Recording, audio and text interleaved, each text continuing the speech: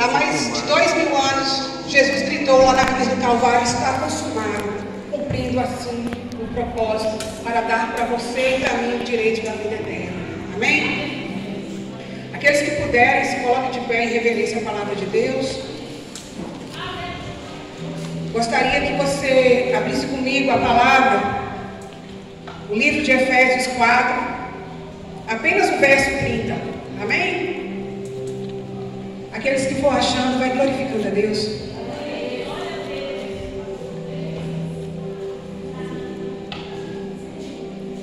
Podemos ler? Amém?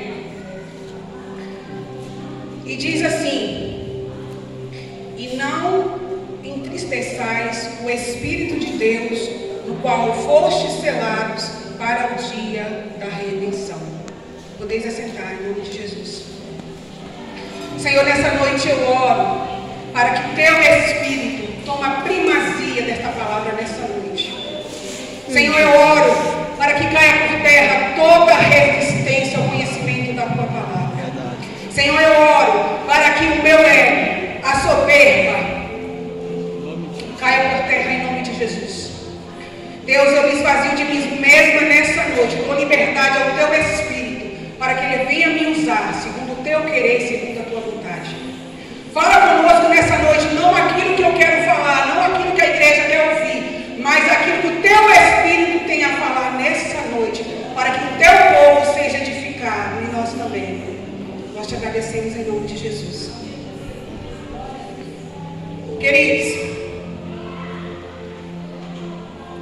lá no livro de João, no capítulo 14, do verso 16 a 17, nós vamos ver um diálogo que Jesus está tendo com seus discípulos acerca do Espírito Santo. Então, Jesus diz assim para eles: eis que eu não vos deixarei órfãos, eu enviarei um Consolador. Eu enviarei alguém que vai estar com vocês todos os dias, até a consumação do século. Hoje nós comemoramos a morte de Jesus, há quase 2000 anos. Muitos por aí estão comemorando com lágrimas, chorando, como se nosso Jesus ainda estivesse morto. Mas nós, a igreja do Senhor, nós sabemos que ele ressurgiu e que ele está à direita do Pai. E como ele prometeu, ele foi preparar um lugar para mim e para você. E um dia ele vai voltar. Jesus prometeu que não nos deixaria órfãos. E quando ele fala sobre orfandade, ele não está falando da orfandade daquele que perdeu pai e mãe. Ele está falando de um vazio, de uma lacuna, daquele que pode ter perdido a avó, o tio. Não é o caso da pessoa que você perdeu, mas o vazio que essa pessoa deixa na sua vida. Pode ser o seu pastor, pode ser um professor, não importa. É alguém que é muito importante para você. E esse alguém foi para a eternidade, deixando um vazio. E Jesus prometeu que esse vazio seria completo pelo Espírito Santo de Deus. Muito se fala sobre o Pai, muito se fala a respeito do Deus Filho, mas pouco se fala acerca do Espírito Santo. O Deus Filho, ele veio, habitou entre os homens, cumpriu seu propósito e voltou a estar à direita do Pai. Mas o Espírito Santo, ele está conosco. E Jesus, quando ele fala do Espírito Santo, ele chama o Espírito Santo de Paracletos, no grego. E Paracletos significa um igual, um que seja do mesmo tipo. Quando eu digo que estou cheia de Deus, que eu estou cheia de Jesus, eu estou dizendo, eu estou cheia do Espírito Santo de Deus. Interessante que a Bíblia simboliza o Espírito Santo como uma pomba, como água, como azeite ou óleo, dependendo da tradução, e fala também sobre vento. Quando Jesus estava prestes a ser batizado, o Espírito Santo veio como forma de uma pomba sobre ele. Mas se nós formos analisar as Escrituras, vai ser a única vez que o Espírito Santo vai aparecer como pomba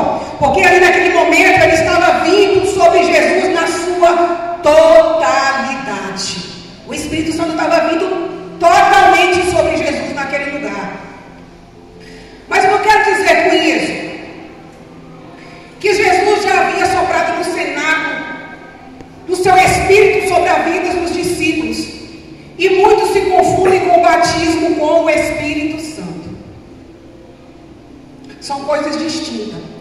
Quando eu e você viemos para Jesus, nós recebemos o Espírito Santo como selo da promessa, como um penhor, como a garantia, como a credencial, como um passaporte para a vida eterna.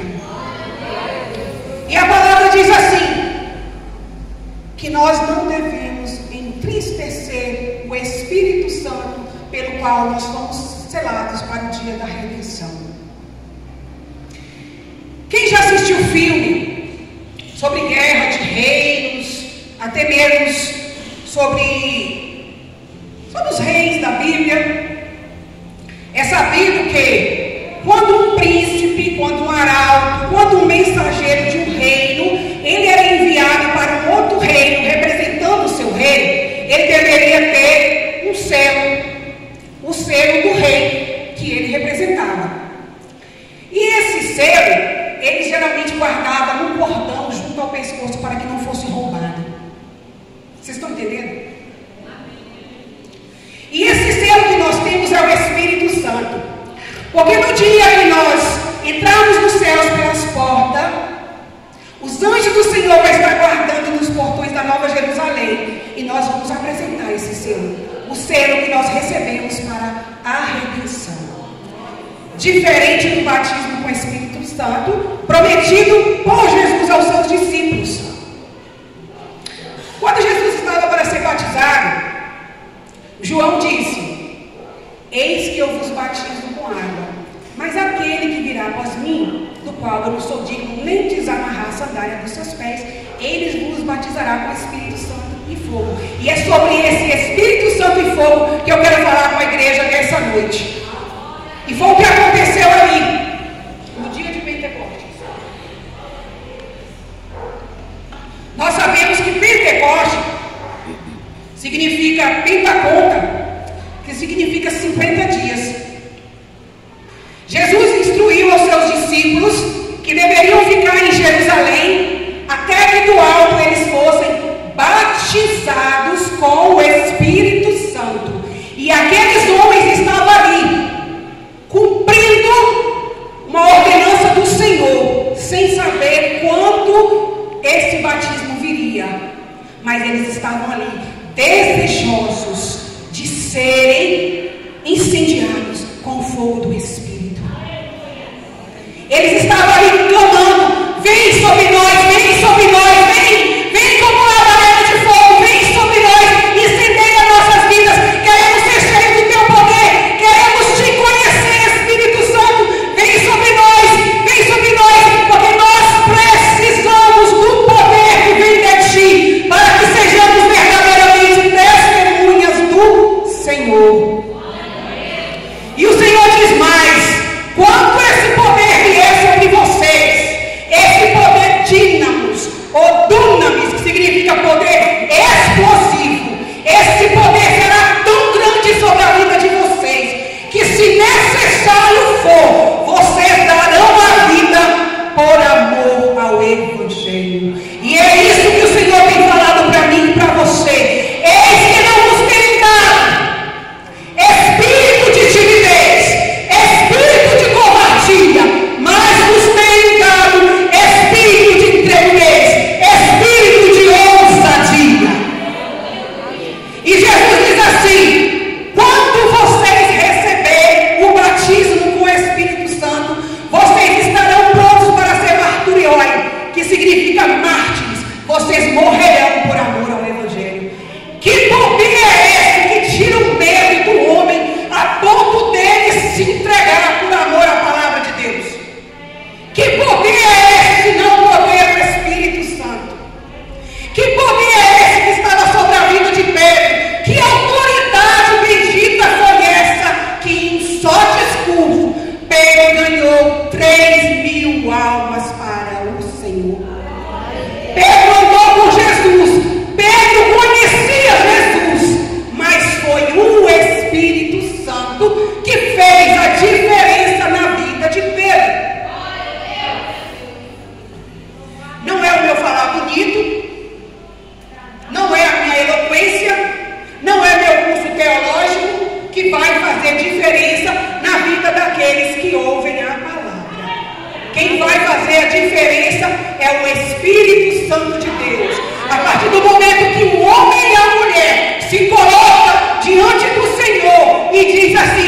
usa-me como tu queres.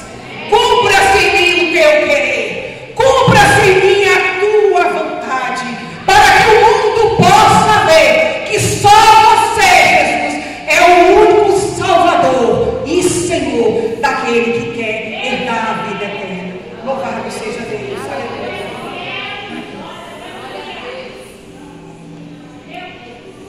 E Jesus diz assim para os discípulos: esse Espírito que estará com vocês é o Espírito da verdade, que o mundo não conhece e nem pode conhecer,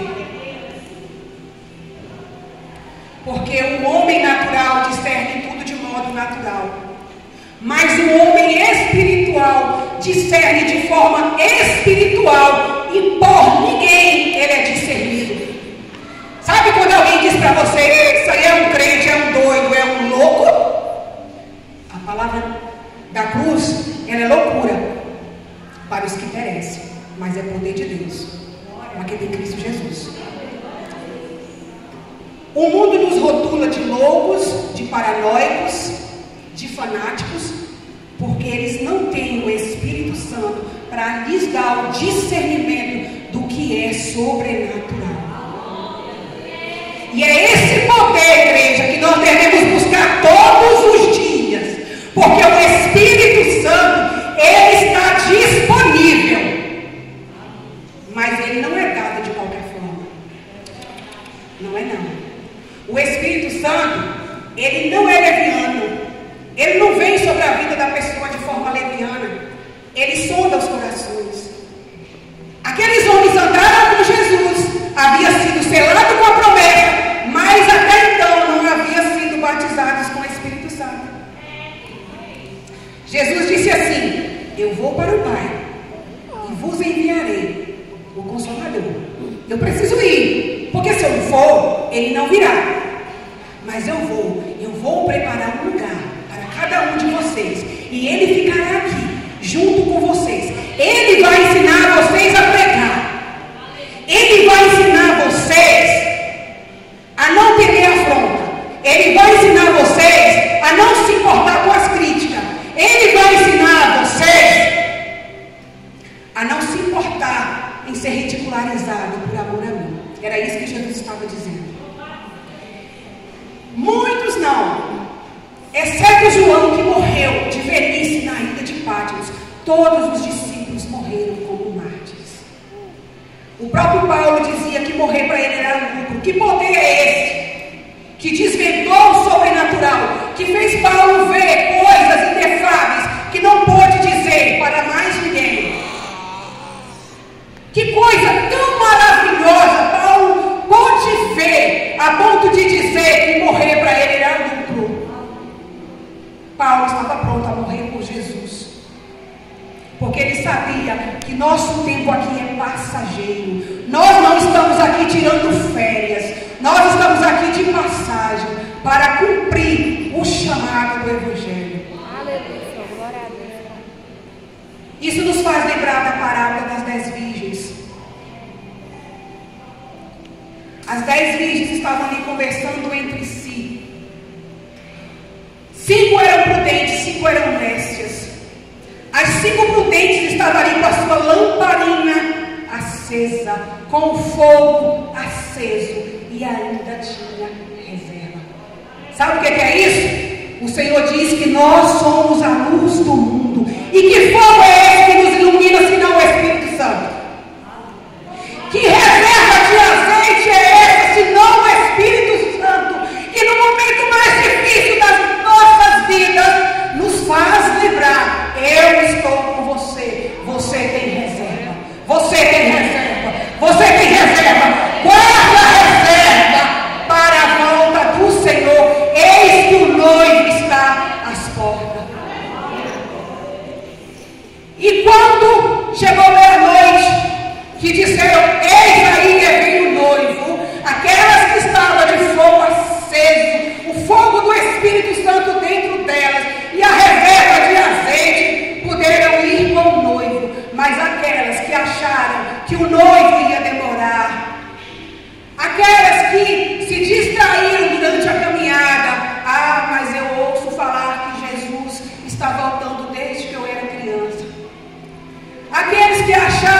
poderia se divertir um pouquinho, aqueles que acharam que poderia ser o crente Raimundo, o pé na igreja, todo mundo, está na igreja no domingo, na segunda no mundão. É como as virgens loucas, as nécias. Nós precisamos estar atentos ao que o Espírito diz à igreja. E observando ali, quando elas perceberam que a lâmpada estava se apagando, que o azeite já não tinha mais para colocar em suas lâmpadas, elas viram que as outras ainda tinham em média um pouco do azeite. Então aquelas que estavam preparadas, aquelas que estavam ali esperando firmemente pela volta do noivo, disseram: nós não podemos dar para vocês, porque vai faltar para nós. Antes, ide aos que vendem e comprai. Irmã Magna, se você está falando que o azeite é o Espírito Santo, que o fogo é o Espírito Santo, por que então que elas disseram para as outras irem comprar? Porque não é de graça. Parece heresia, não é? O Espírito Santo, ele está disponível para a igreja, mas há um preço a se pagar. Há um preço de oração, há um preço de consagração, há um preço de entrega. Aqueles homens ficaram mais de 40 dias clamando: vem, vem, vem sobre nós, vem como labareda de fogo, vem nos incendiar, venha nos queimar, venha nos encher da tua presença, nós queremos te sentir. Talvez seja só isso que está faltando para mim e para você, clamar para que ele venha, porque ele está aqui.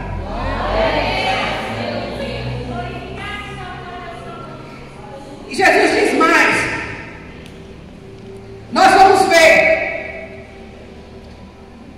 que o Espírito Santo, ele não fala de si mesmo. Ele fala do Deus Pai e ele fala do Deus Filho, mas ele não fala de si. Você não vai ver o Espírito Santo falando: ora para mim, pede para mim. Ele não vai dizer em nenhum momento isso, porque o próprio Jesus diz que ele testificaria acerca do Pai e acerca do Filho. Se pecarmos contra Deus Pai, há um diálogo entre nós e Deus, há perdão para nós. Se pecarmos contra Jesus, também há perdão. E por que não há perdão contra o Espírito Santo? Porque não tem diálogo. Mas nós podemos clamar por Ele. Nós podemos mostrar para Ele que nós estamos desejosos. Nós podemos mostrar para Ele que nós necessitamos desse poder.